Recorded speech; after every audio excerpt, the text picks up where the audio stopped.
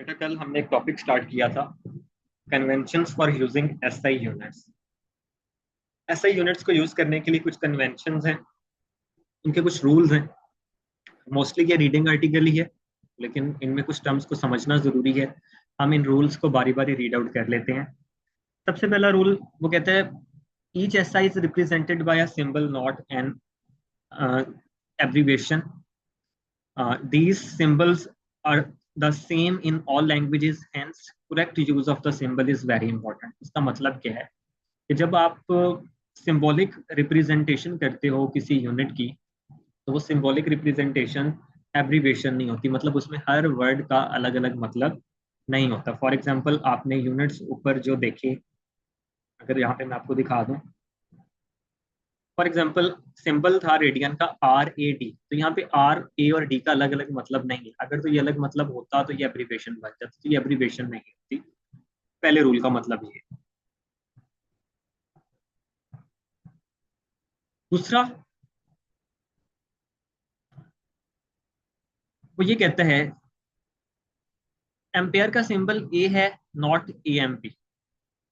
Second के लिए S को प्रेफर करेंगे, SEC को प्रेफर नहीं करेंगे। और SI में S और I अलग अलग नहीं लिखना, क्योंकि जब हम इस तरह लिखते हैं तो ये एब्रीविएशन बन जाता है। हमने सिर्फ SI लिखना है, सिस्टम इंटरनेशनल। रूल नंबर 2 है, full name of unit does not begin with capital letter. कल मैंने स्पेसिफिकली जो रूल बताया था वो बताया था full form of the unit, जो कि किसी साइंटिस्ट के नेम पे होती है। तो अभी हम जर्नल बात कर रहे हैं, लेकिन इसमें कुछ एक्सेप्शन आ जाती हैं।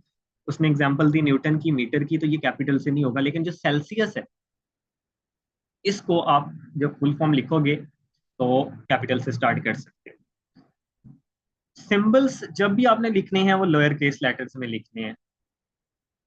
मीटर, सेकंड, लेकिन यहाँ पे भी एक्सेप्शन आ जाती हैं लीटर में। अब ये लीटर और जो ये सेल्सियस के यूनिट्स है ना, ये एक्चुअली ऐसा ही नहीं है, लेकिन ऐसा ही इनको अलो करता है। दैट इज वाई उसने कन्वेंशन के अंदर ये एग्जांपल्स मेंशन करती हैं। चौथा रूल है, symbols named after scientist have initial letter capital. उनके जब आप फुल फॉर्म लिखोगे तो वो लोअर केस ही होगी, लेकिन उनका जो सिंबल आएगा वो कैपिटल होगा। फॉर एग्जाम्पल न्यूटन के लिए N, पास्कल्स के लिए PA सिंबल कल हमने लगाया था, और वॉट के लिए W। पांचवा रूल है, symbols and prefixes are printed in upright roman. अच्छा, ये अपराइट रोमन या रोमन स्टाइल होता क्या है? बेटा रोमन स्टाइल ये होता है कि आपने तिरछा करके नहीं लिखना, इटैलिक नहीं लिखना, बल्कि बिल्कुल वर्टिकल लेटर्स को लिखना होता है। जिस तरह ये M लिखा हुआ है तो ये बिल्कुल वर्टिकल आएगा। तो जब आप सिंबल्स लिखोगे या प्रीफिक्सेस लिखोगे तो उनमें राइटिंग स्टाइल इटैलिक की बजाय अपराइट रखना है, स्ट्रेट रखने हैं। तो आपके वर्ड्स क्या रहने चाहिए? स्ट्रेट रहने चाहिए। अपराइट रोमन का मतलब ये है। ये एक फॉन्ट स्टाइल है। फॉन्ट स्टाइल आप हमेशा अपराइट रखोगे सिंबल्स या प्रीफिक्सेस के हुए।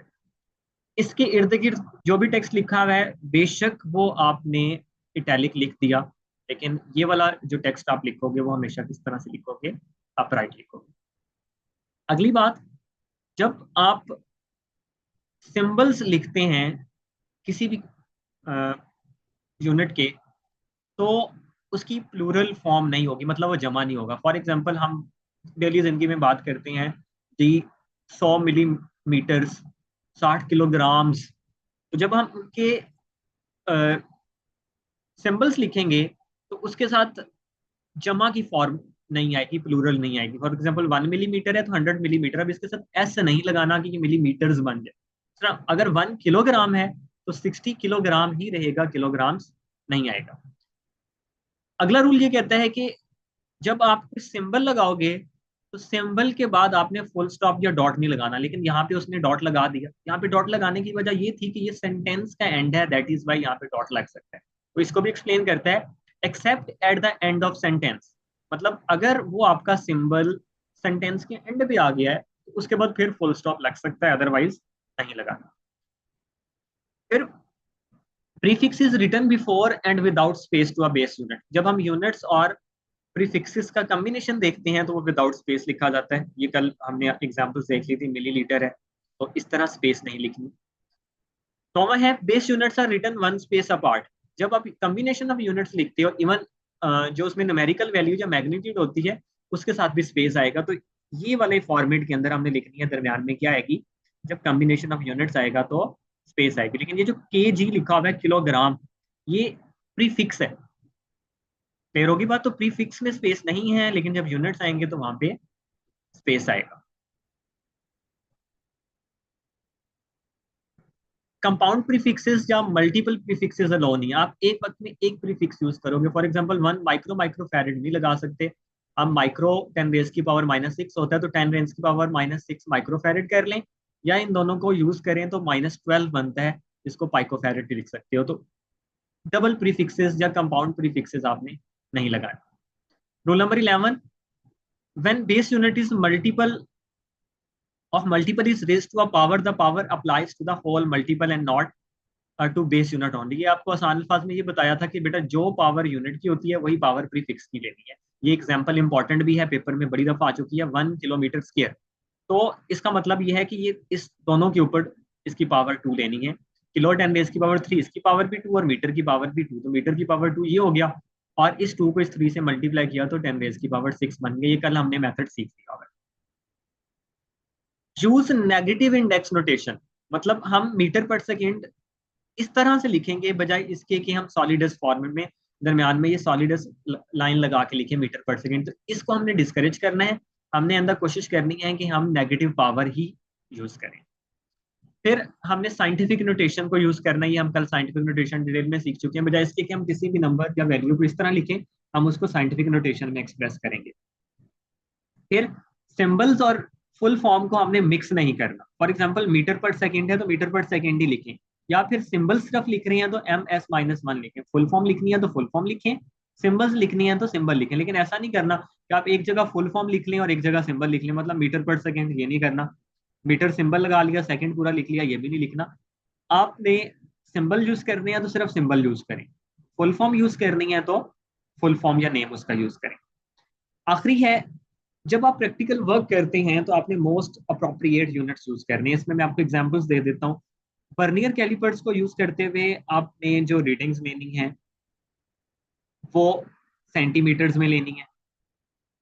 स्क्रू गेज या माइक्रोमीटर स्क्रू गेज को यूज करते हुए मिलीमीटर्स में लेनी है। बॉम किलोमीटर से ग्राम्स में लेती हैं। तो कुछ स्टैंडर्ड यूनिट्स हम कोशिश करते हैं कि ये यूनिट्स कन्वीनियंट होते हैं मेजरमेंट्स लेने के लिए, तो हमने उन कन्वीनियंट यूनिट्स को क्या करना है, यूज करना। उसने एग्जांपल दी हुई है, measurements using screw gauge should be recorded in millimetre, और जो फाइनल रिजल्ट होगा वो आपने अप्रोप्रिएट बेस यूनिट्स के अंदर लिखना है। तो इस रूल का ये मतलब है।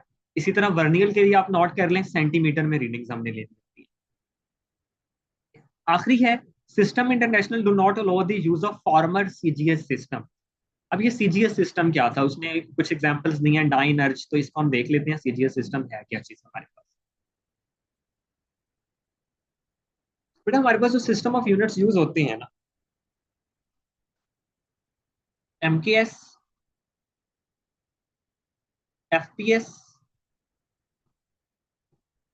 और CGS। M represents metre, K represents kilogram, and S represents second. F represents feet, P represents pound, and S again second को, C represents centimeter,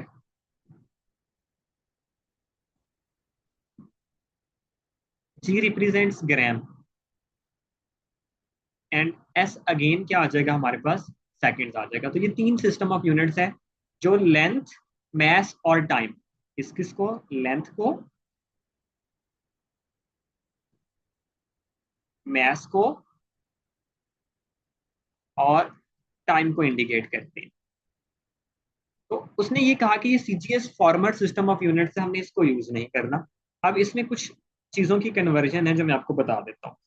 for example हम फोर्स की बात करते हैं,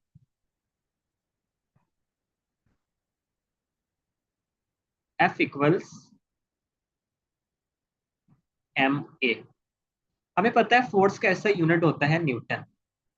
तो 1 न्यूटन हम यहाँ से इक्वल निकालते थे, वो होता था मैस का यूनिट किलोग्राम और एक्सेलरेशन का यूनिट ms-2। इसको अगर हम सीजीएस के अंदर लिखना चाहें तो कैसे लिखेंगे? अब हमें रिलेशनशिप निकालना है, किलोग्राम्स को कन्वर्ट हमने करना है ग्राम के अंदर और मीटर को सेंटीमीटर में, सीजीएस में कन्वर्ट करने के लिए। तो अगर इस किलोग्राम को ग्राम में कन्वर्ट करना है तो मुझे पता है ये इक्वल होगा 10⁻³ ग्राम। इसी तरह एक मीटर में कितने सेंटीमीटर होते हैं? तो वो होते हैं 10⁻² सेंटीमीटर। सेकंड चूंकि सब में कॉमन है तो ये s-2 आ जाएगा। ये बन क्या गया? पावर्स को अलग से सॉल्व कर ले, 10⁻³ एंड 10⁻²। ये बन जाएगा 10⁵ और बाकी रह जाएगा gram centimetre per second square. बेटा इस चीज को बोलते हैं, gram centimetre per second square को, डाइन।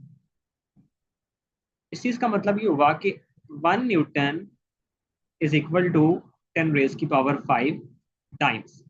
अब ये जो डाइन का यूनिट है ना, वो कहते हैं इसको हमने यूज नहीं करना, हम न्यूटन्स का या किलोग्राम मीटर पर सेकंड स्क्वायर का यूनिट यूज करेंगे, क्योंकि जो डाइन यूनिट है ये फोर्स का ही यूनिट है। लेकिन कौन से सिस्टम के अंदर? सीजीएस सिस्टम के अंदर, जहां पे हम लेंथ को सेंटीमीटर में, मैस को ग्राम में मेजर करते हैं। इसी तरह एफपीएस के अंदर लेंथ को फीट में और पाउंड हमारे पास मैस का यूनिट आता है, इसको बोलते हैं पाउंड ऑफ मैस। इसका सिंबल भी आपने याद रखना है, इस पाउंड के नीचे एम लिखा होता है। इसी तरह एक पाउंड ऑफ वेट होता है या फोर्स होता है, उसके नीचे एफ लिखा होता है। तो ये pound as a unit of mass है। तो इस डाइन को हमने यूज नहीं किया। दूसरा वर्ड जो उसने यूज किया, जी क्वेश्चन था बेटा, ये होता है सेंटी। अच्छा सवाल था बेटा। 1 सेंटीमीटर 10⁻⁻² मीटर के इक्वल होता है। तो 1 मीटर किस चीज के इक्वल होगा? इसको दूसरी तरफ ले जाए जरा। ये बनेगा 1/10⁻²² सेंटीमीटर। और ये जब ऊपर जाएगा तो 10⁻² हो जाएगा। 10⁻² इक्वल्स 1 मीटर।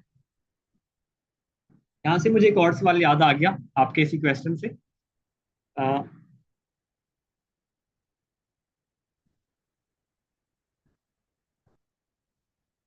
हाउ मेनी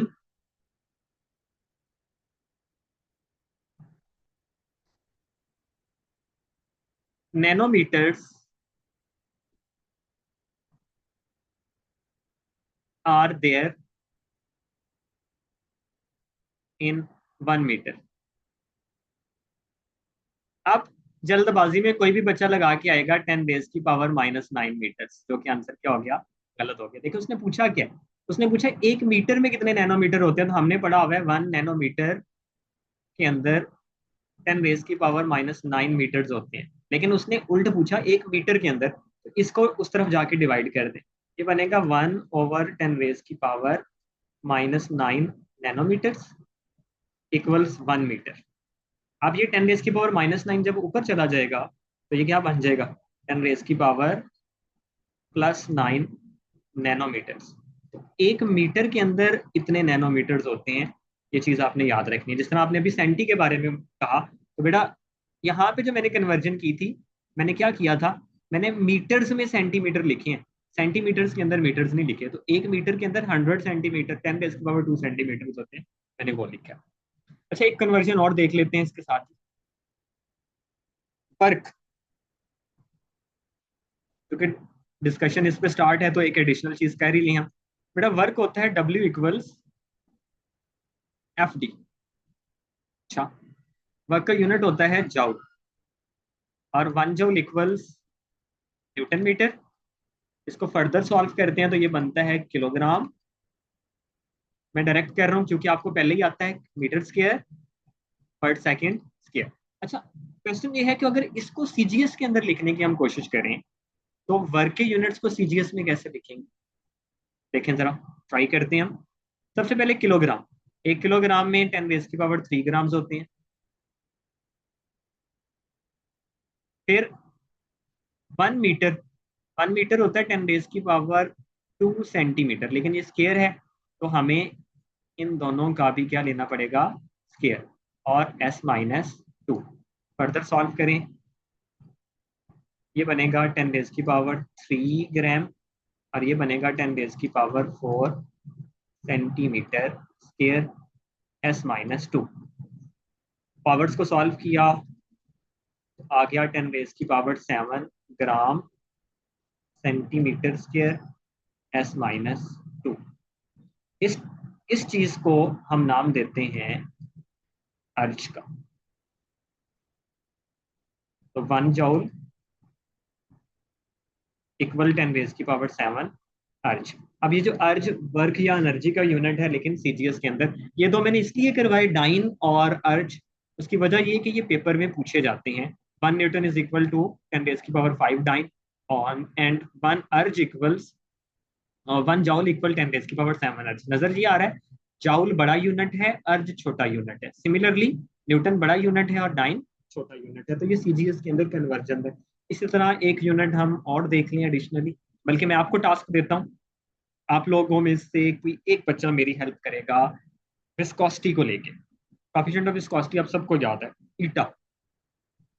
किसी बच्चे को इसके यूनिट्स याद हों तो मुझे लिखवा दे, किसी एक बच्चे को, ताकि ये प्रैक्टिस अभी साथ साथ हो जाए हमारी। कोएफिशिएंट ऑफ विस्कोसिटी के बेटा units. Sir kg m-1 S-1 है। शाबाश, kg m-1 s। S-1 अच्छा, इसके अलावा भी इसके कोई यूनिट्स हैं? S-1 ठीक है, शाबाश। फॉर्मूला याद है इसका? यही था। मैंने बाकी सारी चीजें उड़ा दी हैं, कॉन्स्टेंट्स 6 पाई को। ठीक है, फोर्स का यूनिट न्यूटन,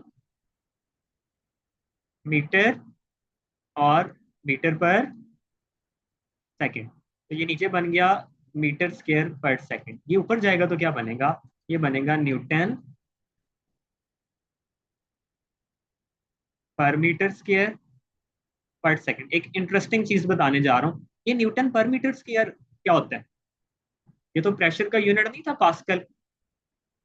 एक नया यूनिट लिख लें कोएफिशिएंट ऑफ विस्कोसिटी का, पास्कल पर सेकंड भी। ये एंड्रोइडस लेवल पे बताया जाता है, लेकिन चूंकि हमारी डिस्कशन चल रही है तो मैंने कहा यहाँ पे आप लिख लें, न्यूटन पर स्क्वायर मीटर पर सेकंड या पास्कल पर सेकंड भी कोएफिशिएंट ऑफ विस्कोसिटी का ही यूनिट है। अब हम वापस आते हैं, इस यूनिट को बेटा अगर सीजीएस के अंदर कन्वर्ट करना चाहे तो हम कैसे करें? देखें जरा, पहले है किलोग्राम। 1 किलोग्राम के अंदर कितने ग्राम्स होंगे? 10⁻3। उसके बाद मीटर को सेंटीमीटर, लेकिन ये पर मीटर है। अब अगर ये 1 मीटर होता तो मैं लिखता 10⁻2 सेंटीमीटर। पर मीटर है तो इसको हमें ऐसे लिखना पड़ेगा, 1/10⁻²।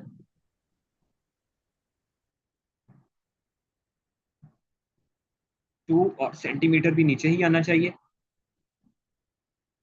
ठीक है, मैंने किया क्या है, जरा मैं साइड पे आपको समझा देता हूँ। मैंने इस मीटर इनवर्स को सिर्फ अपनी आसानी के लिए लिख दिया 1/m। 1/m की जगह मैं क्या लिखूंगा? 1/10⁻² सेंटीमीटर।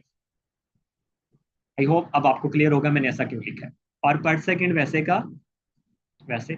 इसको फर्दर सॉल्व किया तो 10⁻3, ये ऊपर जाएगा तो 10⁻⁻² और सेंटीमीटर -1, यहाँ पे जी भी आना था, और पर सेकंड। फर्दर सॉल्व करते हैं पावर्स को, 10⁻1 ही रह जाएगा, ग्राम सेंटीमीटर -1 S-1। बेटा इस चीज को हम बोलते हैं पॉइंट्स।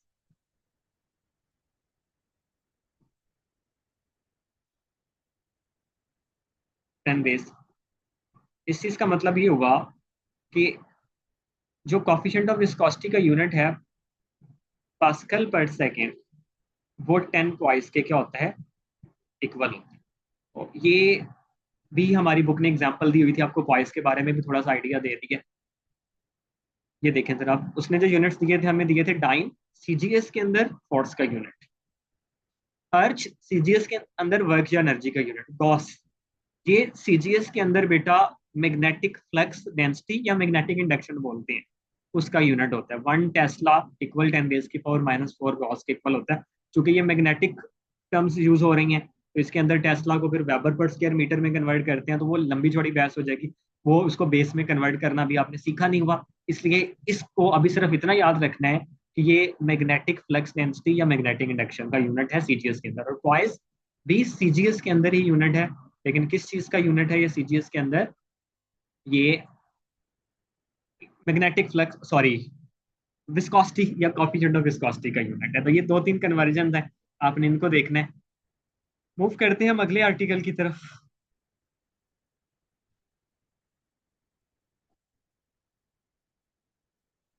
एक्सरसाइज, दो सवाल थे हमारे एक्सरसाइज के जो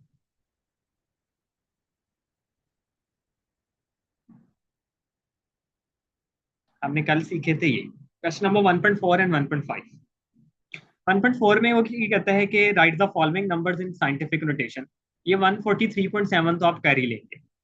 बी वाले में आप लोगों को मसला हो सकता है, ये है 206.4 एक्सपोनेंट 2। ये मैं आपको करवा देता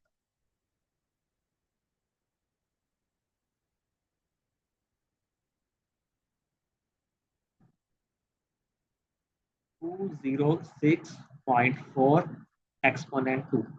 बेटा टास्क ये है कि इसको स्टैंडर्ड फॉर्म या साइंटिफिक नोटेशन में लिखना है। जब भी ऐसा सवाल आएगा जिसके पास ये 10 की कुछ पावर होगी, तो आपने फिलहाल इस 10 की पावर को इग्नोर रखना है। आपने यहाँ पे हमने जो कल रूल सीखे थे वो लगाने हैं। वो क्या था? जहाँ पे करंट पोजीशन है वो ए, और जहाँ पे होना चाहिए इशारिया वो पोजीशन बी। बी की वैल्यू 1, ए की वैल्यू 1, 2 एंड 3। हम इसको लिखते हैं 2.06 10 रेज की power A minus B. A है 1 माइनस 3, तो ये आएगा माइनस का, sorry sorry sorry sorry, sir A की 3 वैल्यू माइनस वन 1, नहीं होनी? नो, ए की वैल्यू 3 माइनस 1 2। ए की वैल्यू ठीक लिखी है, हमने ए माइनस बी करना है ना, तो 3 माइनस 1 2। ठीक है, समझ आ गई ना? ए माइनस बी, बी की वैल्यू 1, ए की 3 है, 3 माइनस 1 2। और 10 रेज की पावर जो 2 था ये साथ में वैसे ही नीचे आ गया। अब पावर्स को सॉल्व कर लो तो ये बनेगा 2.064, यहाँ पे 4 भी लिखना है। 10 रेज की पावर 2 प्लस 2 4। इससे अगला स्टेप ये वाला था, 2.064 10 रेज की पावर, पावर्स को ऐड करना होता है, तो वो 4 बन गया।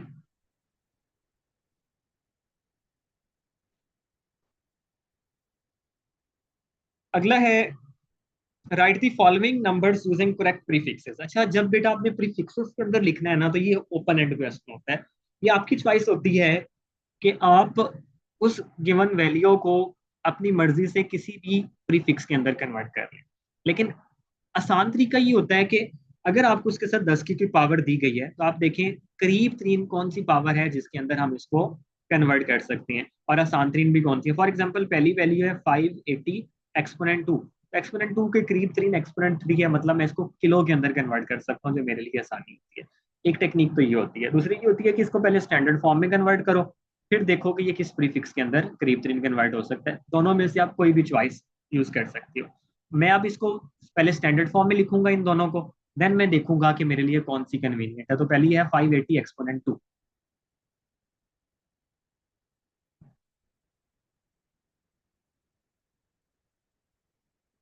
580 एक्सपोनेंट 2, और यूनिट गालबन ग्राम का यूज हुआ था, ग्राम। सबसे पहले तो इसको साइंटिफिक नोटेशन में लिखें। अगर कहीं डेसिमल नहीं प्लेस हुआ तो वो लास्ट पे होता है, तो ये तो हो गया ए।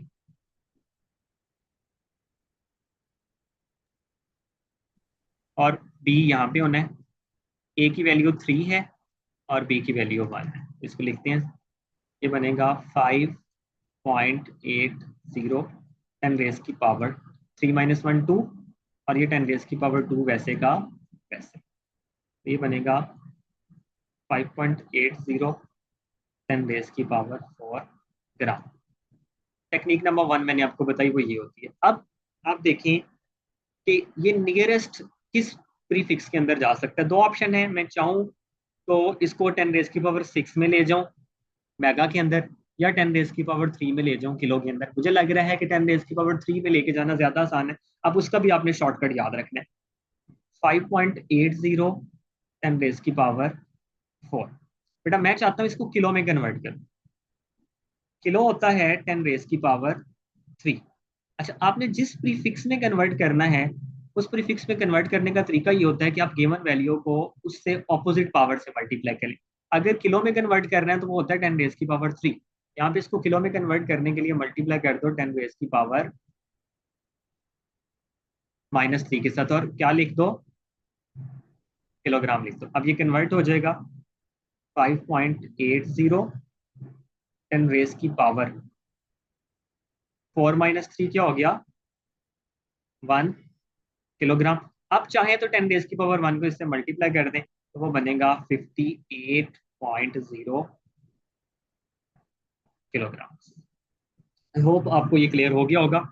पहला स्टेप उसको स्टैंडर्ड फॉर्म में ले जाएं और फिर उसको कन्वर्ट करें। दूसरा तरीका ये होता है कि आप डायरेक्टली कन्वर्ट कर दें इसको 10⁻³ से मल्टीप्लाई करके किलोग्राम लिख दें, फिर भी आपका आंसर एग्जैक्टली यही आएगा। तो ये ओपन एंड है, आप किसी भी प्रीफिक्स में कन्वर्ट कर सकते हो। सेकंड वन वो आपने खुद ट्राई करना है, ये आपका असाइनमेंट वर्क हो जाएगा। 0.45 एक्सपोनेंट -5। हिंट ये है कि मुझे लग रहा है माइक्रो के अंदर कन्वर्ट करना आसान है, -6 उसमें कन्वर्ट करने के लिए ऑपोजिट पावर से आप मल्टीप्लाई कर दीजिएगा +6 के साथ, तो ये आपका सॉल्व हो जाएगा। वापस जाते हैं, कुछ एमसीक्यूज मजीद देख लें।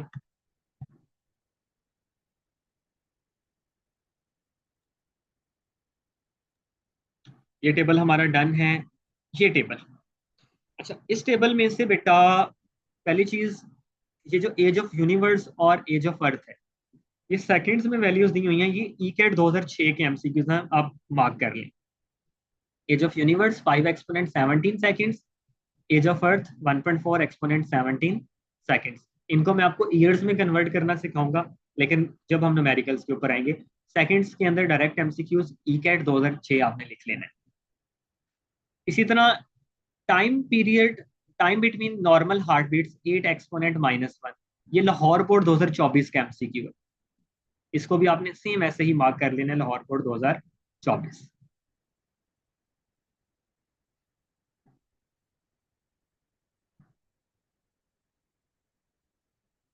मैस एनर्जी इक्वेशन, इसको भी हम कल देख लेंगे। सिंपल सी है, इसमें सिर्फ हमने वैल्यू पुट करनी है, मैथ्स की कन्वर्जन करनी है, लेकिन मैं आपको अर्ज में भी करना सिखाऊंगा, तो इसको हम कल देखते हैं। आसान टेबल जो भी हमारे हैं हम उनको देख लें।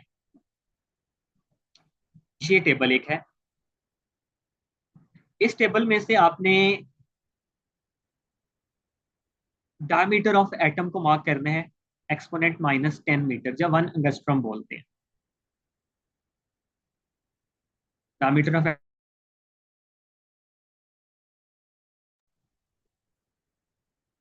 अच्छा बेटा इन चीजों को आपने मार्क कर लेना है। जो बाकी हमारा कल का टॉपिक है, एक टॉपिक अभी हम स्किप करेंगे, वो टॉपिक है हमारा अनसर्टेनिटी, क्योंकि ये मैं आपको प्रिसीजन और एक्यूरेसी के साथ पढ़ाऊंगा।